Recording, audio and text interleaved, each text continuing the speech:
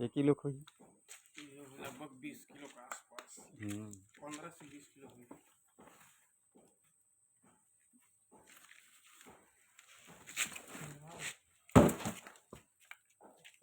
पानी भर के लगभग